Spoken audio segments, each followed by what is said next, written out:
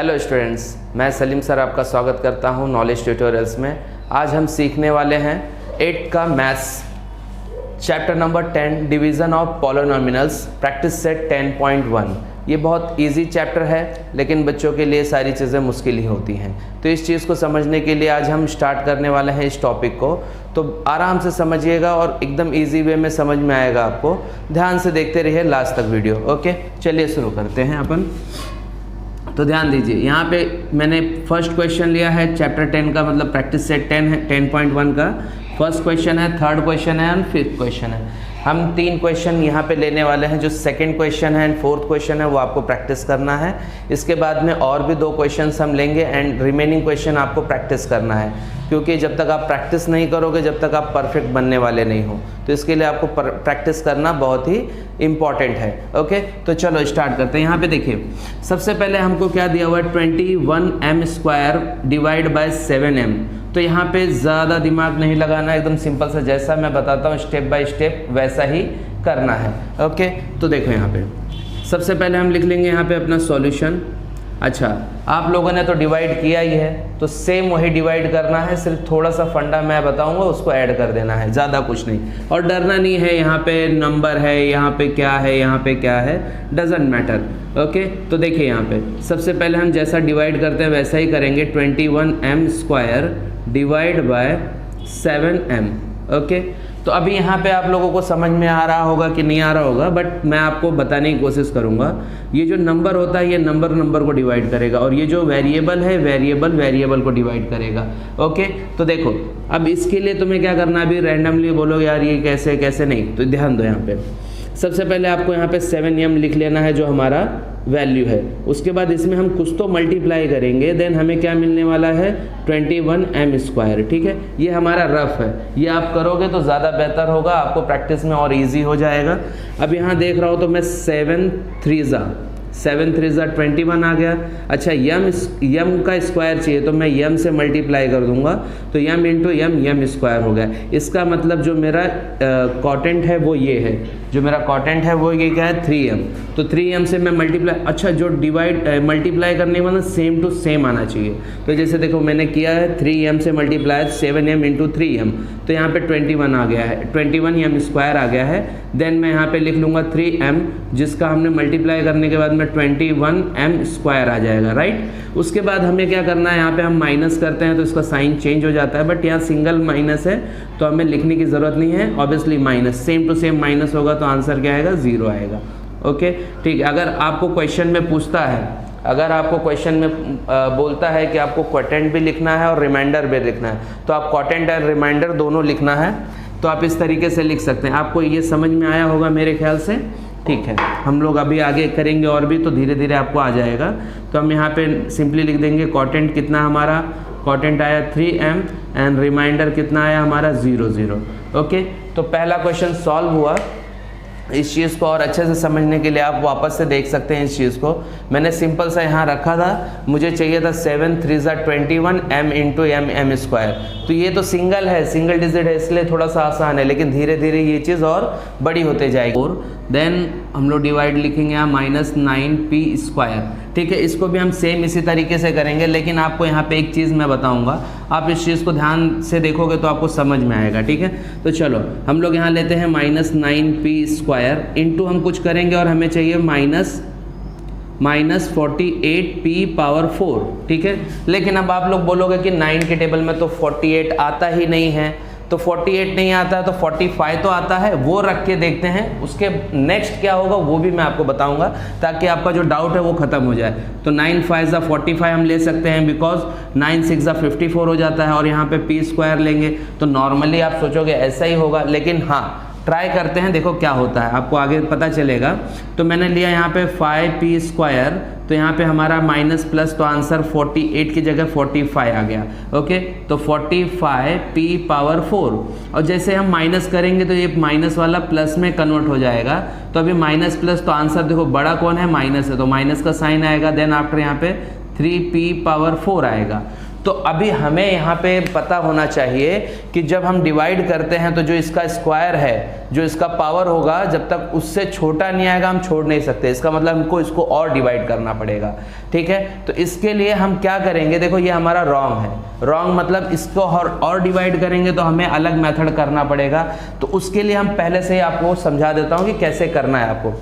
Reminder p अगर square से छोटा होता तो हम लोग रिमाइंडर छोड़ सकते थे, लेकिन p पावर 4 है, आप डिवाइड करोगे बोलोगे 9 के टेबल में 3 नहीं आता है। तो इसका सबसे इजी वे मैं बताता हूं, आपको समझना है, ठीक है।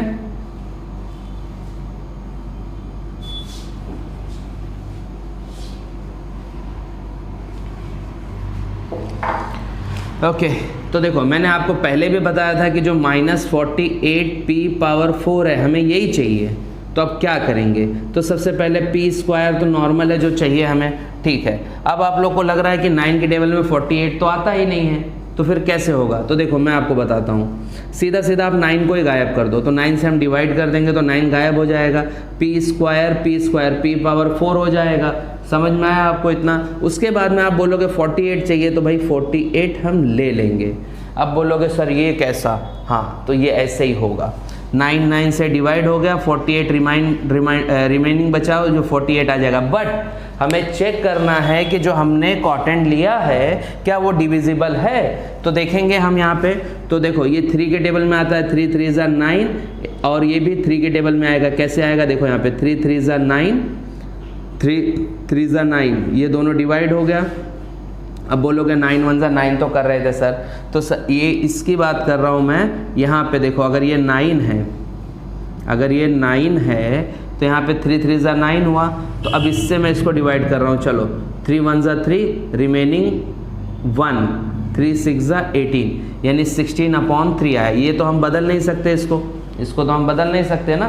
तो अब तुम देखो, अभी इस चीज़ को मैं अलग से लिख रहा हूँ ताकि आपको एक बार समझ में आ जाए अच्छे से। देखो अभी हमारा 9p स्क्वायर ये तो है, अब मैं इसमें मल्टीप्लाई करूँगा 16p स्क्वायर अपॉन 3, तो क्या हमें कितना मिलेगा वो देखते हैं। यहाँ पे 3 3 ज़ा 9 और 16 3 ज़ा 48, p square p power 4 sorry p power 4 and यहाँ पे 1 माइनस है तो माइनस आ गया। तो हमें जो चाहिए था वो हमें मिल गया। इसका मतलब हमारा जो कॉटेंट है वो ये है।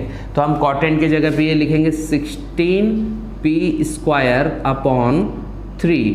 तो जब हमने इसमें मल्टीप्लाई किया तो हमें आंसर मिला -48p पावर 4, और जैसे ही माइनस किया तो ये प्लस हो गया, तो प्लस माइनस कैंसल, आंसर आ गया 0 0। तो हमारा कॉटेंट आ गया हमारा यहाँ पे क्या आया 16p square upon 3 and reminder क्या आ गया हमारा 0 0, ठीक है। अच्छा इसमें ये तो डायरेक्टली यहाँ से आया, तो अभी वापस से एक बार समझ लो, इस चीज़ को समझ लो। इसको समझ लोगे तो आपको सारी चीज़ें आसान हो जाएंगी। देखो सबसे पहले मैंने क्या किया कि 9 के टेबल में 48 नहीं आ रहा था, तो मैंने क्या किया 9 से 9 को डिवाइड कर दिया। अच्छा जब 9 डिवाइड हो गया तो यहाँ कुछ नहीं बचा और मुझे चाहिए था 48, इसके लिए मैंने यहाँ 48 रख लिया। अब मुझे चेक करना है कि जो मैंने कॉटेंट लिया है क्या ये डिविजिबल है। यस डिविजिबल है, 3 3 ज़ा 9 और 3 1 ज़ा 3, रिमेनिंग 1, 3 6 ज़ा 18। 16 और 3 डिविजिबल है क्या, नहीं डिविजिबल है। तो इसके लिए हमारा फाइनल आंसर आएगा 16p स्क्वायर अपॉन 3। और मैं अपने कन्फर्मेशन के लिए मैंने बोला कि चलो कन्फर्मेशन कर लेते हैं, तो क्या इसमें ये मल्टीप्लाई करने पे ये आंसर आता है, तो ऑब्वियसली आता है। 3 3 ज़ा 9 होगा, 16 3 ज़ा 48 होगा, p स्क्वायर p पावर 4 और 1 माइनस रिमेनिंग बचा आ गया। तो होप करता हूं कि आप लोगों को ये अच्छी तरीके से समझ में आया होगा, ठीक है। ओके तो अब हम लोग स्टार्ट करने वाले हैं क्वेश्चन नंबर 5, ठीक है। इसके पहले देखो second question and fourth question आपको प्रैक्टिस के लिए मैंने पहले ही बोला है। अभी मैं 5th वाला बताने वाला हूं, इसके बाद आपको कुछ क्वेश्चन मैं प्रैक्टिस के लिए दूंगा। देन आफ्टर हम लोग स्टार्ट करेंगे इसके आगे वाला क्वेश्चन, ठीक है। तो अभी देखो ये दोनों तो सिंगल था, इसके लिए थोड़ा सा इजी था, ये थोड़ा इजी था, ये थोड़ा सा डिफरेंट था। दैट्स वाई मैंने ये क्वेश्चन लिया ताकि आपको अगर ऐसा क्वेश्चन मिलता है तो आप इसको आराम से सॉल्व कर सको। आगे आ जाओ, हम लोग 5th वाला क्वेश्चन देखते हैं। 5th क्वेश्चन भी ज़्यादा हार्ड नहीं है, अगर आप सोचोगे तो ही हार्ड है।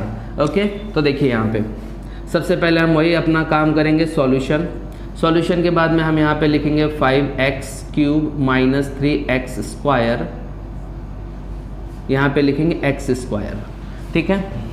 अच्छा, यहाँ पे देखो, यहाँ पे आपको ये चीज़ सिंगल है, बाद में ये चीज़ डबल होने वाली है, तो वो चीज़ को भी आप ध्यान से देखना।